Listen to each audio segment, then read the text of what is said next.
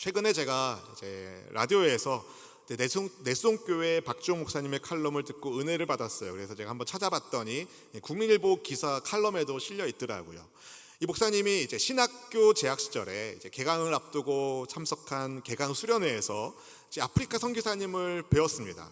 강단에 오르신 선교사님의 모습은 선교사님이 아프리카에서 얼마나 고생하는지 충분히 느낄 정도로 굉장히 그런 모습이셨다고 해요. 그런데 선교사님이 말씀을 전하기 전에 기도를 하시는데 그 기도의 첫 문장이 이 목사님의 마음을 울렸습니다. 이렇게 기도하셨대요. 주여, 우리에게 피곤할 특권을 주셔서 감사합니다. 우리가 주를 위해 더 피곤하게 하옵소서. 여러분, 주를 위해 피곤할 수 있는 것은 특권입니다. 제가 많은 사람들을 만났는데 만나는 분들마다 피곤하다는 얘기들을 참 많이 하는 것 같아요. 나는 안 피곤해 이렇게 말하는 사람은 별로 못 만나요. 근데 무엇 때문에 피곤한지를 좀 알아봐야 됩니다. 우리가 무엇 때문에 피곤한가? 주를 위한 피곤이라면 여러분, 하늘의 상이 있습니다. 아멘. 또 주 하나님을 앙망하는 사람들은 피곤해도 하늘부터는 새 힘이 부어지기 때문에 여러분, 강건하게 삶을 살아낼 수가 있습니다. 주를 위해 피곤할 수 있는 것이 특권이라는 말이 얼마나 울림이 되던지요. 여러분, 주님을 위해서 우리가 하는 모든 것들은요, 결코 희생일 수가 없습니다. 여러분, 우리는 하나님께 예배 드려드리는 게 아닙니다. 착각하시면 안 돼요. 여러분, 우리가 하나님께 예배 드려드리는 건 아니에요. 하나님이 우리를 불러 모아주셔서 은혜를 주시는 거예요. 아멘. 여러분, 우리가 주님을 위해서 하는 모든 것들은 결코 희생일 수 없습니다. 왜냐하면 우리 주 예수님께서 우리를 위하여 친히 십자가에서 죽으셨음을 안다면, 예수님의 십자가가 다른 누가 아닌 바로 나를 위한 십자가임을 믿는다면, 여러분, 우리가 주님을 위해서 하는 모든 수고는 결코 수고가 아니고 희생이 아닙니다. 은혜의 반응인 거죠. 사랑의 반응인 거죠. 그래서 예수님께서 나를 위해서 죽으심을 믿는 사람이라면 여러분, 불평이나 원망이 아니라 감사합니다. 감사해요. 이래서 감사, 이래도 감사, 그렇지 않아도 감사. 아멘. 자신이 얼마나 주님 앞에서 여러분 부끄러운 죄인지 알고 나를 위해 예수님이 죽으시고 부활하셨음을 믿는다면 내가 주님을 위해서 하는 모든 것들은 여러분 결코 헌신도 아니고 희생도 아닌 거예요. 그냥 감사해서 하는 거예요. 나 같은 사람 사용해 주신 주님께 여러분 감사하면서 영광을 올려드릴 수 있기를 축복합니다. 오늘 우리가 사랑하는 예수님을 영화롭게 하는 이 예배가 영과 진리의 예배가 되기를 소망하고, 살아있는 예배로 정말 우리의 마음과 정성과 뜻을 다한 예배로 하나님을 진하게 만나는 예배 은혜가 있기를 소망하면서, 오늘이 여러분 인생 경험하는 복된 시간 되기를 소망하면서 함께 이 찬양을 우리의 기도의 마음으로 올려드리면 좋겠습니다. 주께와 엎드려, 주께와 엎드려 경배드립니다. 주 계신 곳엔 기쁨 가득, 무엇과도 누구와도 바꿀 수 없네. 예배드림이 기쁨 됩니다. 주께와 엎드려 예배합니다. 주께와 엎드려 경배드립니다.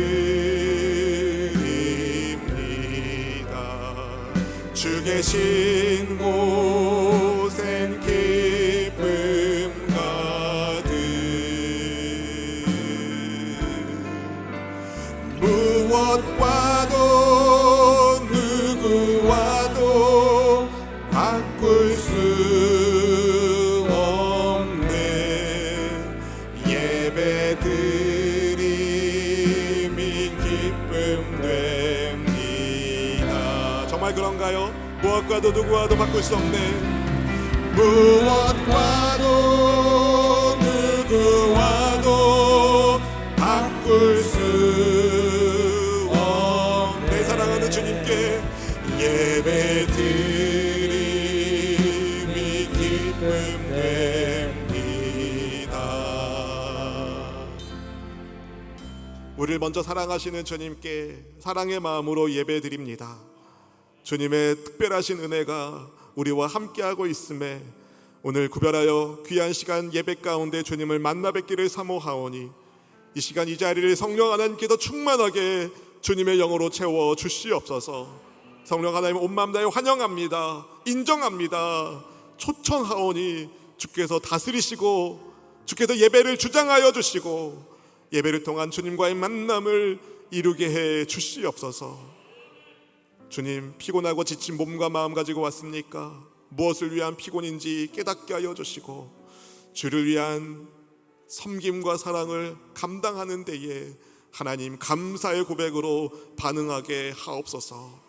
주님, 이 부족한 종의 입술을 성령께서 붙잡아 주시고 생명의 하나님의 말씀이 온전히 증거되게 하여 주시사 저의 연약함이 아닌 말씀의 위대함과 영광의 주님의 임재가 임하게 해 주시옵소서. 주님을 만날 때에 인생의 모든 문제들이 풀리게 하여 주시고 주와 더불어 삶을 살아가는 모든 주의 백성들이 영혼이 잘됨 같이 범사가 잘되고 강건한 은혜 속에 쓰임받게 하옵소서. 우리를 사랑으로 인도하여 주시는 영광의 그리스도 예수님 이름 받들어 간절히 축복하며 기도하옵나이다. 아멘. 아멘. 우리 함께 예배하는 지체들과 이렇게 인사하면 좋겠습니다. 주님 우리와 함께 하십니다. 우리 힐링 캠프 함께 갑시다. 1박이라도 갑시다. 할렐루야. 여러분에게 인생 맛집이 있으신가요? 인생 맛집. 인생이라는 단어와 맛집의 단어가 합성된 인생 맛집. 어제 토요일날 주일 준비하면서 점심 교회 식당에서 하는데 인생 맛집 여쭤보니까 아직 못 만났다 이런 분도 계시고 이제 어린 시절 고향집에서 어머니가 해준 그 음식이 더 생각난다 이렇게 말씀하시는 분들도 계시더라고요. 인생 맛집, 단순히 맛있는 음식을 뛰어넘어 그 곳에서의 이 추억과 경험이 특별하게 남아있을 때 그곳을 바로 인생 맛집이라고 할 수 있겠죠. 인생 맛집이라는 표현에서 제가 인생 경험이라는 말을 가져왔는데요, 도저히 잊을 수 없는 내게 있어서 정말 특별한 경험을 하는 인생 경험, 인생의 방향이 바뀌고 철학과 가치관이 새롭게 새겨지는 그런 인생 경험이 여러분 살면서 다 누구나 경험합니다. 예를 들면 한 사람 인생 가운데 얼마나 많은 인생 경험이 있는지, 어린 시절 풋풋한 첫사랑을 만났을 때 기억하지 마세요 여러분. 배우자한테 혼나요. 성인이 되어 님을 만나 결혼할 때 인생 경험이죠. 첫 아이를 출산할 때 인생 경험이죠. 자녀들이 이제 짝꿍을 데려와 가지고 어머니 아버지 결혼하겠습니다 하는 것도 특별한 인생 경험일 거고, 또 손주 손녀 보는 것도 특별한 인생 경험입니다. 우리가 살면서 정말 다양한 인생 경험을 하는데, 다양한 때를 만나는데 최고의 인생 경험을 손꼽자면 여러분 하나님을 만날 때가 아닐까요? 야곱의 인생 속에서도 여러분 하나님을 만나는 인생 경험이 몇 차례 있었는데, 오늘 야곱이 이스라엘이 되는 브니엘에서의 인생 경험을 통하여 우리의 삶에서도 여러분 브니엘의 인생 경험의 축복이 있기를 소망해 봅니다. 야곱은요 그야말로 우리를 대표하는 사람이에요. 야곱 같은 사람이 하나님 만나면 나도 주님 만난다, 야곱 같은 사람이 쓰임 받으면 나도 쓰임 받는구나 라는 것을 보여주는 대표적인 사람이 바로 야곱인데요, 야곱은 태어날 때부터 이제 첫째가 되고 싶어 했던, 그래서 날 때부터 형 뒤꿈치를 잡고 나왔던 사람입니다. 욕심이 본능과도 같아서 아주 머리는 팍팍 돌아가 가지고 아버지 속이고 형 에서가 받기를 바랬던 장자의 축복을 대신 받아내잖아요. 근데 그것 때문에 형이 자기를 죽일 마음을 품은 것을 알고 형을 피해서 도망을 칩니다. 외삼촌 라반이 살고 있는 하란으로 도망을 가는데, 도망가던 중에 여러분 돌베개 베고 자던 야곱을 찾아오신 하나님을 만나고, 그 베델에서의 하나님을 만난 야곱이 주님의 인도하심 가운데 무사히 외삼촌이 사는 하란까지 가게 되죠. 거기서 삼촌을 만납니다. 외삼촌을 만나요. 한 달쯤 열심히 야곱이 외삼촌을 위해서 일했어요. 근데 라반이 보니까 일 잘해요, 계속 일 시키면 좋겠어요. 그래서 이제 야곱에게 제안합니다. 품삯을 정해라. 내가 그냥 너를 부릴 수가 없으니까 품삯을 정해라. 임금을 정해라. 이야기합니다. 그래서 야곱이 7년 동안 제가 외삼촌을 위해서 일할 테니까 제가 우물가에서 만난 여인 라헬을 외삼촌의 둘째 딸 라헬을 제 아내로 주십시오 그랬어요. 그래서 사랑하는 라헬을 위하여 7년을 일하죠. 기한을 7년을 다 채웠어요. 얼마나 기뻤을까요? 부푼 가슴을 가지고 딴딴따단 결혼했어요. 결혼 잔치했어요. 근데 첫날 밤을 보낸 야곱이 깜짝 놀랍니다. 내가 생각했던 그 여자가 아닌 거예요. 딴 여자가 옆에 누워 있는 거예요. 라헬의 누나 언니 레아가 거기 있는 거죠. 여러분, 두 눈 크게 뜨고 봐야 되는데 큰일 났습니다.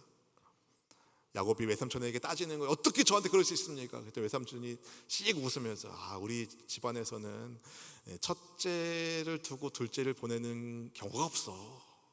진작 얘기해 주지. 라반이 생각이 있는 사람인 거예요. 야곱을 어떻게 하면 내가 더 부릴 수 있을까 다 생각했던 사람인 거죠. 야곱이 너무 화가 나는데 라반이 딱 한마디 하는 거예요. 라헬도 줄 테니까 7년 더 일해. 꼼짝없이 7년 더 일합니다. 사랑하는 아내를 얻기 위해서 무려 14년을 봉사해요. 14년을 다 채웠습니다. 그럼 여러분 어떻게 해야 돼요? 고향으로 가야 되는데 빈손으로 갈 수 없잖아요. 그렇죠? 고향으로 돌아가야 되는데 금이 환영해야 될 거 아닙니까?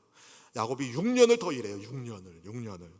하나님이 그런데 그 6년의 기간 동안에 야곱에게 복을 주셔가지고 큰 부를 이루게 됩니다. 여러분, 사촌이 땅을 사면 배가 아프면 안 되는데 아프잖아요.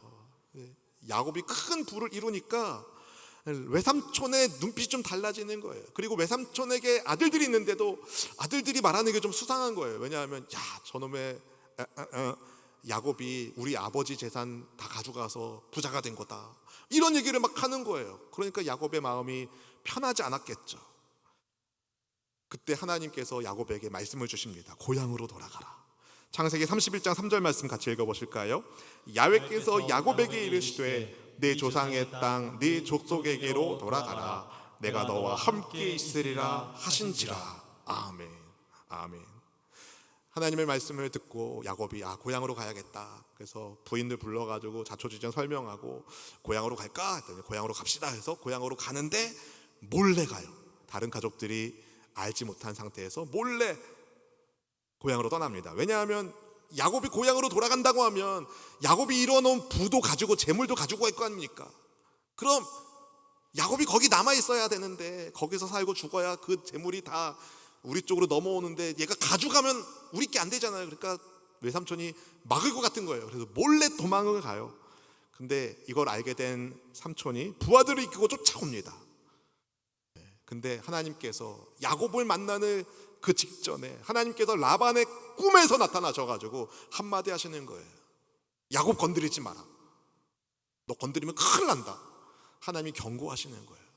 야곱은요, 자기도 모르는 사이에 하나님께서 라반의 꿈에 나타나셔서 라반에게 경고해 주심으로 야곱은 무사히 라반을 만났을 때에 무사히 화해 조약을 맺고 헤어지게 됩니다. 하나님께서 알지 못하는 때에도 야곱을 보살펴 주신 것이죠.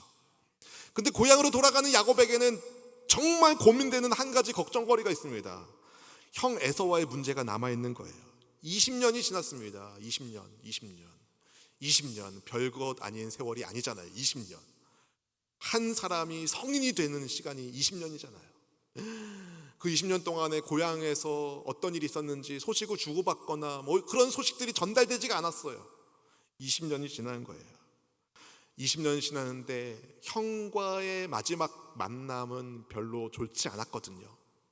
지금도 혹시 형이 자기를 죽이려고 하면 어떻게 하지? 걱정이 되는 거예요. 하나님께서 고향으로 돌아가라 말씀해 주셨고, 하나님이 야곱과 함께 해주심을 보여주는 증거로 하나님의 군대도 만나는데, 라반의 꿈속에서 라반이 간증하거든요. 야, 내가 너를 어떻게 하려고 그랬었는데 하나님이 막으셔도 내가 못하는 거다. 우리 화평 조약 맺고 서로 헤어지자, 이렇게 된 거거든요. 근데도 여전히 야곱은요, 불안한 거예요. 에서를 만날 마음의 준비가 안 됩니다. 그래서 먼저 사람을 보내가지고, 형이 충격받으면 안 되니까, 화내가지고 자기를 어떻게 분노심에 어떻게 하면 안 되니까 먼저 사람을 보내가지고 좀 마음을 좀 달래주고 싶었어요. 그래서 야곱이 형에게 은혜를 받기를 원합니다라는 소식을 이제 사람을 보내서 전하게 합니다. 근데 돌아온 종들의 보고는 야곱의 마음을 더 무겁게 만들죠. 형 에서가 400명을 데리고 온다는 거예요. 400명.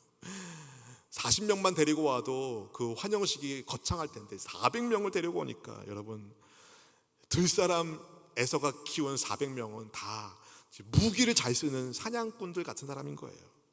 그런 야곱이 얼마나 겁이 났겠습니까? 그래서 야곱이요, 소식을 들은 야곱이 나름대로, 또 야곱의 특징은 뭐냐면 머리 굴리는데 좀 특화되어 있는 사람이거든요. 머리를 굴리는 거예요. 그래, 일행을 일단 2개로 나누자. 그래서 혹시라도 한 곡이 공격받으면 다른 쪽은 도망가게 하자. 그리고 먼저 가는 쪽엔 자기는 없어요. 뒤쪽에 있지. 이 머리가 본능처럼 돌아가는 사람이에요. 그런 다음에 하나님께 기도를 합니다. 하나님, 제가 형을 피해 도망가던 시절 하나님이 저에게 나타나셔가지고 주신 말씀이 있지 않습니까? 주님, 저 좀 살려주십시오. 저 살려주세요. 형 에서의 손에서 저를 좀 건져주세요. 근데 기도를 했습니다. 근데 기도를 하긴 했는데 확신이 안 생기는 거예요. 여러분, 기도를 했는데 확신이 안 생긴다. 계속 기도해야 되죠. 확신이 생길 때까지 기도해야 되죠. 확신이 안 생기는 거예요. 그래가지고요, 또 자기 소유를 또 여러 대로 나눕니다. 그리고서 앞으로 보내요. 혹시라도, 그러면서 말을 시키는 거예요. 혹시라도 형 에서를 만나면 이것은 모두 야곱의 형님이신 에서님에게 드리는 예물입니다, 선물입니다, 이렇게 말하게 시킵니다. 모두 550마리가 넘는, 2부 때도 안 놀라시는데 3부 때도 안 놀라시는데 550마리가 넘는, 요즘 소 한 마리가 얼마입니까 여러분? 모르겠습니다. 그게 500마리가 넘는, 550마리가 넘는 엄청난 규모의 가축들을 여러분 선물이라는 명목으로 보냅니다.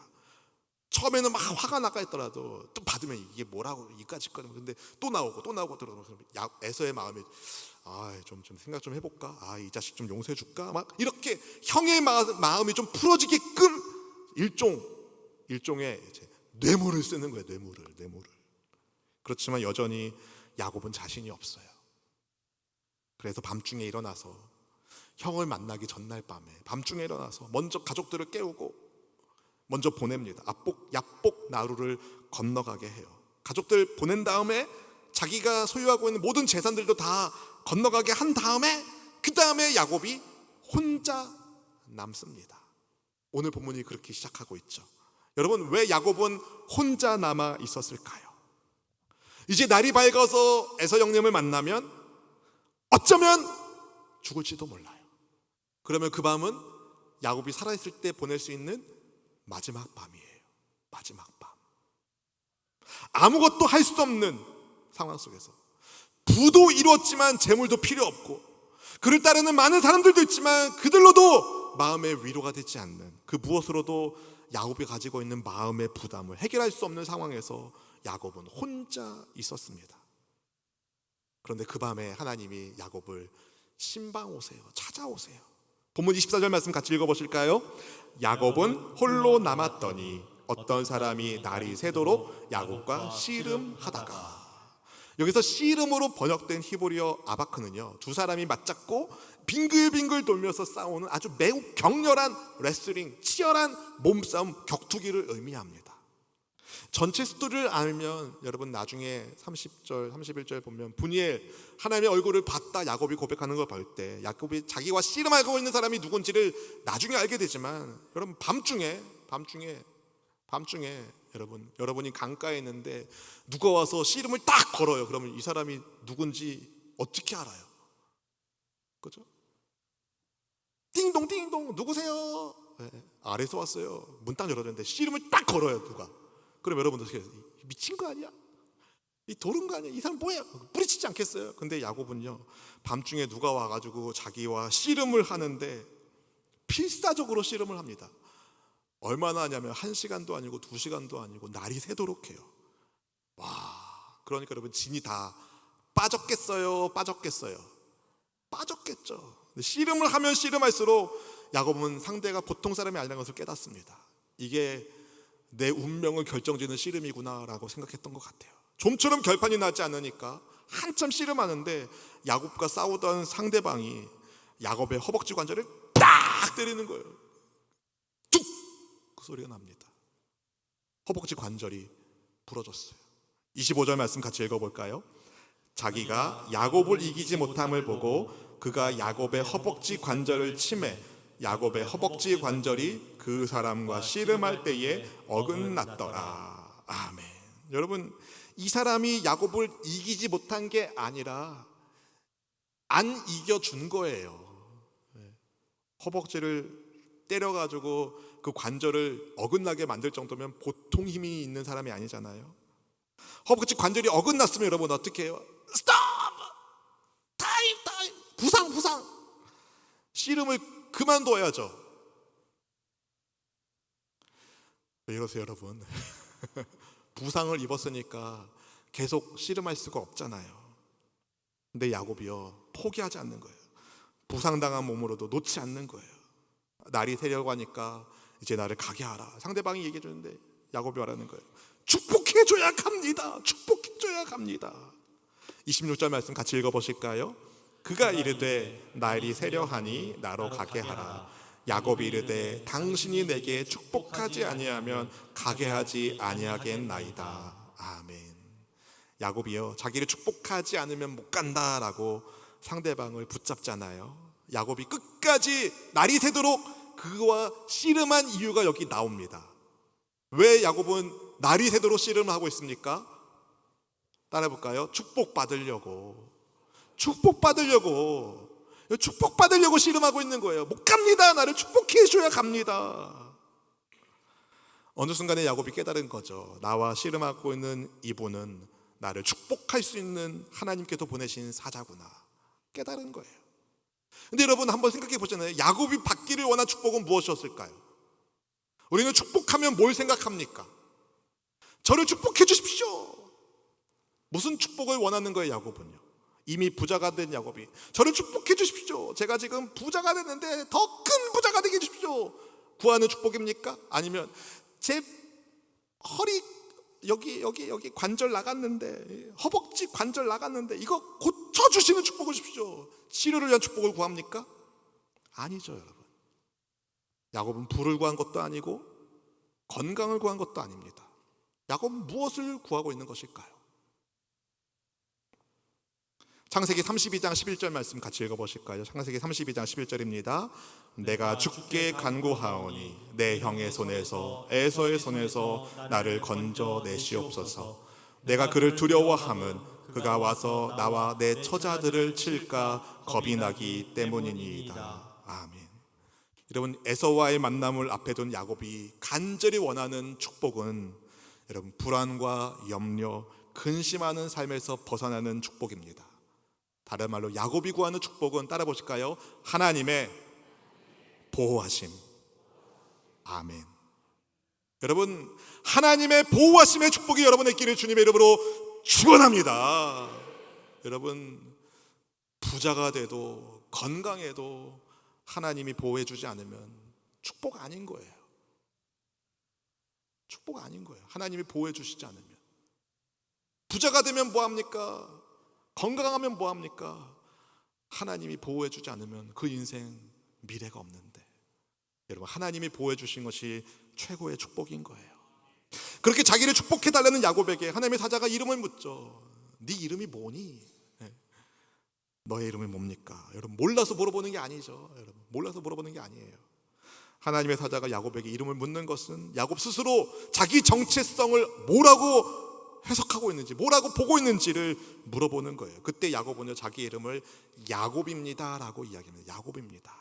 야곱이란 그의 이름은 그가 뒤꿈치를 잡고 나왔기 때문에 생긴 이름이잖아요. 그 이름에 뒤꿈치를 잡다라는 뜻도 있는데, 그 야곱이란 이름에 속이다, 교활하다라는 뜻도 있습니다. 그러니까 야곱은요 자기가 평생 남을 속이며 어떻게든 남을 이기기 위해서 씨름하며 살아온 인생이라는 자기 고백을 한 거예요.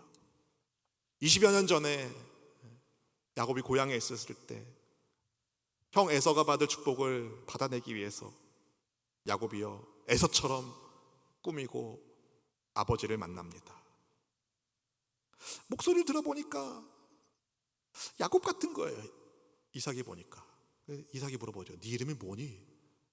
그때 야곱이요 목소리를 쫙 바꾸고, 원래 야곱은 집에 있는 걸 좋아하는 약간 여성적인 면이 있어서 목소리가 굉장히 부드러웠을 것 같은데 에서가 막 걸걸하다면 예 아버지, 원래는 예 아버지 야곱입니다 이래야 되는데 예 아버지 저는 에서입니다 딱 했어요. 야곱은요 자기 이름을 이야기하지 않고 속였던 사람입니다. 야곱이지만 야곱이 아닌 것처럼 속였던, 항상 인간적인 계획을 세우고 머리가 팍팍 돌아가니까, 재능이 기가 막히니까, 이 IQ가 기가 막힌 사람이니까 굉장히 팍팍 돌아가는 방법으로, 은밀한 수단과 방법으로 교활하게 살아왔던 야곱이 베델에서 하나님을 만났지만 여전히 과거의 죄의 습관에서 벗어나지 못하고 있던 야곱이 자기의 이름을 고백합니다. 저는 야곱입니다. 그때 야곱과 씨름했던 그가 야곱의 이름을 이렇게 바꾸죠. 28절 말씀 같이 읽어보실까요? 그가 이르되 내 이름을 다시는 야곱이라 부를 것이 아니요 이스라엘이라 부를 것이니 이는 네가 하나님과 및 사람들과 겨루어 이겼음이니라. 아멘. 아멘. 여러분, 하나님께서 야곱에게 네가 이겼다라고 말씀해 주시는 거예요. 여러분, 씨름의 주도권은 누가 갖고 있는 거죠? 야곱입니까? 하나님입니까? 여러분, 씨름을 거신 분도 하나님이고 씨름을 마치는 것도 하나님이세요. 씨름의 주도권은 하나님께 있습니다. 근데 하나님이 말씀해 주시는, 야곱아 네가 이겼다. 하나님께서 씨름의 주도권을 가지고 계시지만 마치 어린 자녀와의 팔씨름에서 아버지가 져주는 것처럼, 엄마가 져주는 것처럼 하나님이 져주시는 거죠. 사실 부상당한 야곱을 하나님께서 뿌리치고 떠나실 수 있습니다. 그런데 하나님은 그렇게 하지 않으시고 불안과 염려의 야곱을 불쌍히 여겨주시죠. 흥미롭게도 이 사건이 일어난 장소가 어디입니까 여러분? 야복 나루터잖아요. 야복 나루터, 야복 강가. 야복강의 야복은요 이 바카크라는 단어에서 왔어요. 이 바카크 단어는 쏟아 붓다, 비우다라는 단어를 가지고 있는 단어입니다. 그러니까 뭐예요 여러분? 밤에 혼자 남아서 홀로 공포와 불안 속에 있었던 야곱이 하나님과의 만남 속에서 뭔가를 쏟아내는 거죠. 야곱을 쏟아냈습니다. 야곱은요 자기를 쏟아냅니다. 어떤 자기? 교활한 자기, 육적인 자아를 그 밤에 쏟아냅니다. 베델에서 하나님을 만났지만, 하나님께서 복을 주셔서 큰 부를 이루었지만, 고향으로 돌아가고 있지만 여전히 세상적으로 생각하고 계략을 세우고 삶과 죽음의 갈림길에서 뇌물을 써가면서 어떻게든 해보려고 방법은 방법대로 다 써보지만 답이 없는 인생 야곱이 삶과 죽음의 갈림길 앞에서 그를 염려하게 만들고 불안하게 만드는 내면의 불순물을 그제서야 쏟아냅니다. 하나님께서 그 불순물을 다 쏟아내게 하시죠. 사실 야곱은 한 번도 하나님께 간절히 매달려 본 적이 없었어요. 하나님이 야곱을 찾아와 주시고 하나님이 형편을 열어주시고 하나님이 도와주셨죠. 한 번도 매달려 본 적이 없어요. 근데 야복강에서 비로소 야곱이 하나님께 매달립니다. 하나님이 축복해 주셔야 삽니다. 제 생각과 제 방법으로는 안 됩니다 주님. 제 머리로 안 됩니다. 뇌물로도 안 됩니다 주님. 하나님이 축복해 주셔야 삽니다. 평생 자기 나름대로 씨름하며 살아왔던 야곱을 찾아오신 하나님께서 그와 씨름해 주시면서 깨닫게 하시는 거죠. 네 방법대로는 안 된다. 인간적인 방법을 내려놓아라. 하나님이 도와주셔야 된다. 하나님께서 도와주셔야 산다. 그걸 깨닫게 해주시는 거예요. 간절히 매달리는 야곱에게 주님이 이름을 바꿔주시는, 새로운 피조물 되는 은총을 주시죠. 아브라함을 아브라함 되게 하신 것처럼 야곱을 이스라엘 되게 하십니다.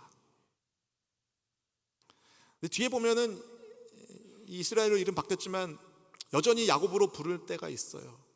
뒤에도 조금 문제가 생기는 일이 있었거든요. 그런데 결국은 하나님이 야곱을 이스라엘 되게 하시죠. 옛 성품의 사람이 아니라 여러분 새로운 존재로, 새로운 정체성을 가진 사람으로, 새로운 성품과 새로운 미래를 향해 나가는 사람으로 야곱이 바뀔 수 있던 유일한 이유는 하나님께서 그를 만나주시고 하나님께서 그를 축복해 주셨기 때문입니다. 야곱이 자기와 하나님이 씨름한 장소를 여러분 브니엘이라고 이름을 붙이죠. 본문 30절 말씀 같이 읽어보실까요? 그러므로 야곱이 그곳 이름을 브니엘이라 하였으니 그가 이르기를 내가 하나님과 대면하여 보았으나 내 생명이 보존되었다 함이더라. 아멘. 여러분 브니엘은요, 프니엘, 하나님의 얼굴이란 뜻을 가지고 있어요. 야곱이 확신합니다. 내가 하나님을 만났구나. 내가 하나님을 만났구나. 하나님께서 나를 그리고 살려주셨구나. 여러분 야곱의 신체적인 건강은요, 어제보다 오늘 좀 더 못해요. 왜냐하면 뼈가 어긋났기 때문에 쩔뚝거리니까. 근데 몸은 쩔뚝거리는데 마음이 새로워졌죠. 사실 이전에 야곱은요, 몸은 멀쩡하지만 마음이 쩔뚝거렸거든요. 근데 이제 그 쩔뚝거리던 마음이 회복이 되는 거죠. 주님을 만남으로 인해서 영혼이 새로워졌기 때문입니다. 자기 내면 속에 있었던 온갖 죄의 부정적인 것들을 브니엘에서 다 쏟아냈기 때문입니다. 여러분 하나님께서 모세에게 아론의 자손들에게 이렇게 축복하라라고 가르치시면서 대제사장 축복을 하실 때에 얼굴빛을 비추어 주게 해주시라고 축복하라고 말씀하시잖아요. 거기에 큰 의미가 있습니다. 여러분 그분의 얼굴이 우리 가운데 비춰질 때에 우리의 쩔뚝거리는 마음이 올곧게 서게 되는 거죠. 사랑하는 성도 여러분, 브니엘에서의 인생 경험이 야곱의 몸에 선명하게 새겨집니다. 그렇게 야곱은요, 에서를 만나기 전에 그가 정말 싸워야 하는 진짜 싸움, 자기 자신과의 싸움을 거기서 끝냅니다. 여러분 우리가 싸울 대상은요, 남도 아니고 바로 나예요. 고집스러운 나, 죄의 나. 정말 싸워야 하는 고집스러운 자기 자신과의 싸움을 야곱이 브니엘에서 끝냈기 때문에 더 이상 야곱은요, 에서와의 만남을 두려워하지 않습니다. 그리고 하나님의 은혜 가운데서 에서와의 만남이 용서와 화해의 만남이 됩니다. 그 이전까지 야곱은 자존심을 내세우던 사람인데 형을 만날 때 기꺼이 주인을 대접하는 것처럼 형을 맞이합니다. 어떻게 그럴 수 있었습니까? 야곱이 새로워진 거거든요. 브니엘에서의 인생 경험이 있거든요. 사랑하는 성도 여러분, 여러분에게도 브니엘에서의 인생 경험이 있으십니까? 베델에서 하나님을 만난 경험은 있지만 브니엘의 경험이 없다면 오늘 말씀을 통해서 브니엘의 하나님을 만날 수 있기를 축복합니다. 하나님을 만났지만, 하나님이 살아계심을 알지만, 하나님의 약속도 알지만 여전히 내 삶의 기준과 가치관이 나라면 여러분 브니엘의 하나님을 만나셔야 됩니다. 혹시라도 내 마음대로 살고 싶어하는 죄의 영향력에서 여전히 벗어나지 못하고 계시다면 여러분 씨름하셔야죠. 하나님의 말씀을 붙잡고 씨름하시길 축복합니다. 기도하며 하나님과 씨름하세요. 말씀은 이렇게 얘기하는데, 기도하면 하나님 이렇게 얘기하기 뻔한데 하나님 기도 안 하잖아요. 기도하면 하나님께서 이렇게 하라고 할까봐, 괜히 기도하면 하나님께서 이렇게 하라고 하실까봐 기도 안 하고 저렇게 하는 경우가 여러분 없으십니까? 기도해야죠. 씨름해야죠. 하나님의 말씀은 말씀이고 세상은 다 그렇게 사니까 말씀은 그냥 교회에서만 좀 생각해보고 그냥 일터에서는, 집에서는 그냥 원래 세상이 살던 대로 그렇게 살면 되지. 아니에요. 여러분 말씀을 붙잡고 씨름하셔야 됩니다. 그래야 여러분 내 안에 있는 죄의 허벅지 관절이 부러져요. 여러분 부러짐이 형통입니다. 너무 무서운 말인가요? 한번 따라해 보실까요? 부러짐이 형통이다. 부러지지 않으려고 발버둥 치지 마시고 주님 말씀 앞에서 부러지십시오. 깨지십시오. 그럼 여러분의 몸을, 여러분의 영혼을 새롭게 빚으시는 주님의 은혜를 체험하게 됩니다. 홀로 짙은 어둠 가운데 있는 나를 찾아오신 빛이신 예수님을 만날 수 있기를 축복합니다. 여러분 브니엘에서의 인생 경험은요, 다른 어디에서 찾을 필요 없습니다. 여러분 십자가 예수님을 보면 돼요. 십자가 예수님이 브니엘의 하나님이에요. 예수님 말씀하셨잖아요. 나를 본 자가 아버지를 보았다. 예수님이 말씀하십니다. 십자가의 예수님이 분이엘의 하나님이십니다. 예수님을 만나면, 여러분, 예수님이 내 죄 때문에 죽으셨음을 깨닫는다면 내 속에 거짓된 자, 옛자, 어둠에 속한 미움, 다툼, 시기, 질투, 교만, 모든 악한 것들을 버리게 됩니다. 여러분, 자존심 버리고 그리스도인의 자존감으로 살 수 있기를 축복합니다. 진짜 하나님을 만날 수 있기를 축복합니다. 여러분, 저는 주님 앞에 기도합니다. 주님, 우리 사랑하는 소원수복의 성도님들이 교회 다니는 종교인이 아니라 복음의 능력으로 사는 그리스도인 되게 하옵소서. 주님, 제가 말씀을 뻔질나게 전하는 종교인이 아니라 주님 말씀 앞에 고꾸라지는 제자 되게 하옵소서. 진짜로 하나님을 만나는 분이엘의 인생 경험을 한 여러분 한 분 한 분을 통해 여러분 세상이 주의 복음이 어떤 것인지 보는 그런 역사가 있기를 축복합니다. 여러분, 전도해 보니까 진짜 힘들더라고요. 안 들으려고 그래요. 그죠 여러분? 들으려고 해요? 안 들으려고 해요? 안 들으려고 해요. 여러분, 안 들리는 사람들한테 어떻게 들려줄 수 있습니까? 안 들으려고 하는 사람이 어떻게 들려줄 수 있습니까? 여러분, 안 들리는 사람에게는 보여주는 것밖에 없어요. 복음으로 사는 여러분을 보여주십시오. 분이엘의 하나님이 나의 하나님을 고백하며 여러분 한 분 한 분을 통해서 하나님의 위대함이, 영광이 가정마다, 일터마다, 우리 나라와 민족 가운데, 온 열방 가운데 뻗어나기를 주님의 이름으로 축원합니다. 이 찬양은 되게 오래된 찬양인데 좀 잘 안 부르는 찬양이라서 많은 분들이 모르실 것 같다는 생각을 합니다. 그래도 요즘 나온 광야 관련된 찬양보다는 조금 더 쉬운 것 같아서 정해봤는데요.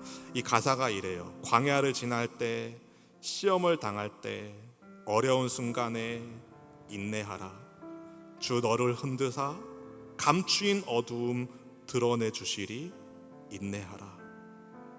그 시련을 통해 너를 단련하사 정금같이 되리. 기뻐하라. 모든 일 합하여 선을 이루시며 승리케 되리. 감사하라. 이 찬양을 고백하겠습니다. 광야를 지날 때, 광야를 지날 때, 시험을 당할 때, 어려운 순간에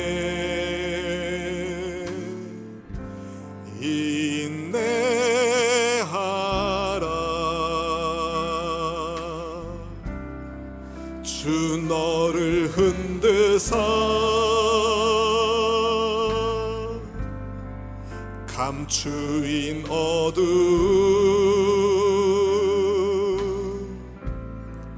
드러내 주시리.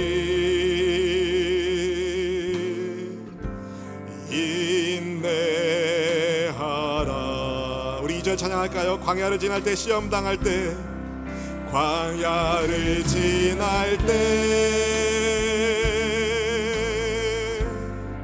시험을 당할 때, 어려운 순간에 기뻐하라.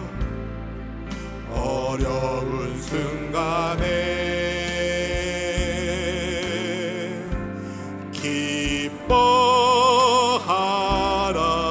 기뻐하라. 그 시련을 통해, 그 시련을 통해 너를 단련하사, 너를 단련하사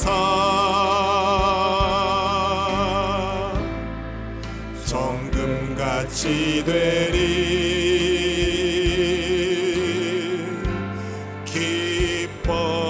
기뻐하라. 주 안에서 인내하라. 기뻐하고 감사하라. 주 안에서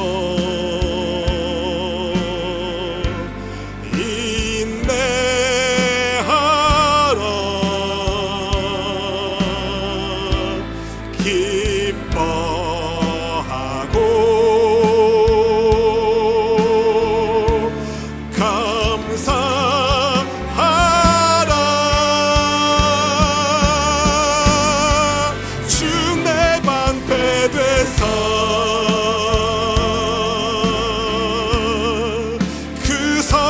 하심으로 늘 함께 하시며 지키시리.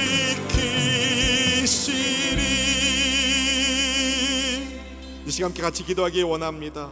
주님, 베델에서 하나님을 만났지만 여전히 부러지지 않는 나의 죄성이 있다면 이 시간 말씀 앞에서 주님 부러지게 하소서. 주님 부러지게 하소서. 주님이 축복하셔야 됩니다. 주님이 함께 해주셔야 됩니다. 주님이 보호해 주셔야 됩니다. 주님, 푸니엘에서의 인생 경험이 우리 몸에 새겨지게 하여 주시사 예수님의 십자가가 나를 위한 십자가인 것이 영혼에 새겨지게 하여 주옵소서. 우리 합심하여 주 한번 부르시고 간절한 마음으로 기도하겠습니다. 주여!